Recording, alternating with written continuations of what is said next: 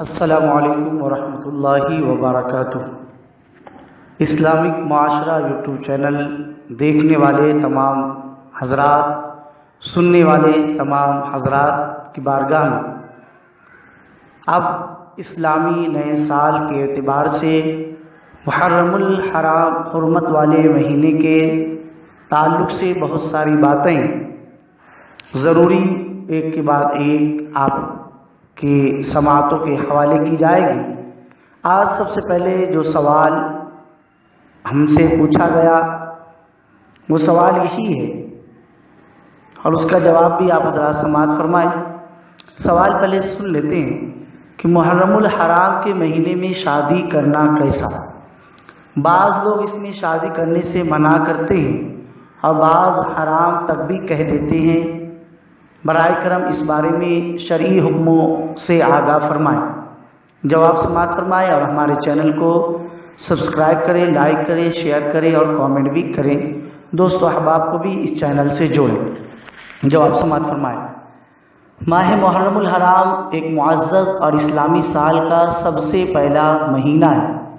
اس مہینے میں بھی دیگر مہینوں کی طرح منگنی، شادی اور اس جیسی دیگر جائز تقریبات کرنے میں شرعاً کوئی حرج نہیں۔ دراصل دین سے دوری اور شرعی مسائل سے ناواقفیت کی بنا پر بعض لوگ اس مہینے میں شادی کو مایوب سمجھتے ہیں اور بعض تو ناجائز تک بھی کہہ دیتے ہیں۔ حالانکہ ایسی باتوں کا شریعت سے کوئی تعلق نہیں، کیونکہ شریعت اسلامیہ میں سال کے کسی مہینے اور کسی بھی دن شادی کرنے کی کہیں ممانعت نہیں، لہذا اس میں نکاح وغیرہ جائز ہے۔ اسی طرح حضور صلی اللہ علیہ وسلم نے بھی بغیر کسی قید کے نکاح کرنے کا حکم و ارشاد فرمایا۔ بخاری شریف کتاب النکاح کی حدیث ہے، اے نوجوانوں کے گروہ، تم میں سے جو نکاح کی استطاعت رکھتا ہو اسے چاہیے کہ نکاح کر لے، کیونکہ نکاح نظر کو جھکانے والا اور شرمگاہ کی حفاظت کرنے والا ہے۔ جب اللہ تبارک و تعالیٰ اور اس کے رسول صلی اللہ علیہ وسلم اور کسی صحابی نے اس بارے میں کوئی قید نہیں لگائی تو کسی اور کے لیے کیسے روا ہو سکتا ہے کہ وہ شریعت کے مطلق احکام میں اپنی طرف سے قیدیں جوڑ کر کسی خاص مہینے یا کسی خاص دن نکاح سے منع کرے۔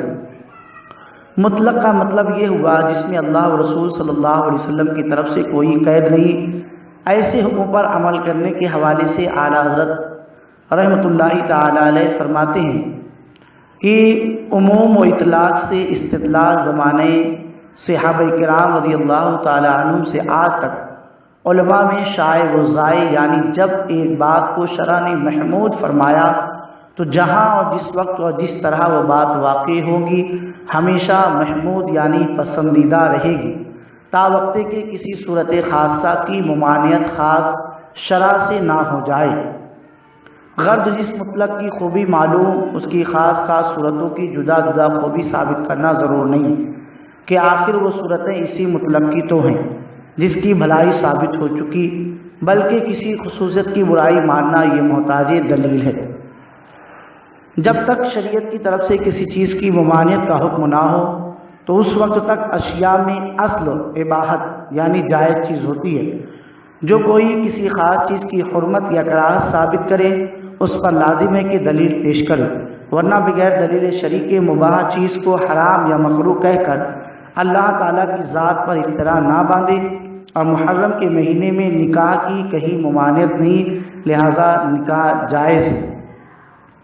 ترمذی شریف میں حضرت سلمان فارسی رضی اللہ تعالیٰ عنہ سے مروی اور فرماتے ہیں حضور صلی اللہ علیہ وسلم نے ارشاد فرمایا، حلال وہ ہے جو اللہ تعالیٰ نے اپنی کتاب میں حلال کیا، اور حرام وہ ہے جو اللہ تعالیٰ نے اپنی کتاب میں حرام فرما دیا، اور جس کے حلال و حرام ہونے کو بیان نہ فرمایا تو وہ اللہ تعالیٰ کی طرف سے معاف ہے۔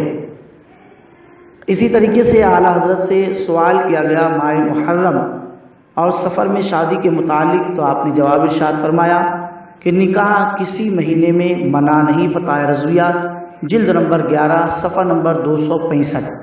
تو بیان کیے گئے دلائل سے معلوم ہوا کہ سال کے کسی مہینے اور کسی دن شادی کرنے کی ممانعت نہیں۔ البتہ اگر کوئی مسلمان اس مہینے میں نکاح کو جائز سمجھتا ہو لیکن لوگوں کی باتوں سے بچنے کے لیے اس مہینے میں شادی سے احتراز کرے تو اس میں حرج نہیں مگر شرعی مسئلہ پھر بھی لوگوں کو بتا دیا جائے، بلکہ حضور صلی اللہ علیہ وسلم حضرت خدیجہ الکبریٰ رضی اللہ تعالی عنہ کا نکاح محرم الحرام میں ہوا، حضرت علی حضرت فاطمہ الزہرا رضی اللہ تعالی عنہ کا نکاح بھی ماہ محرم الحرام ہی میں ہوا۔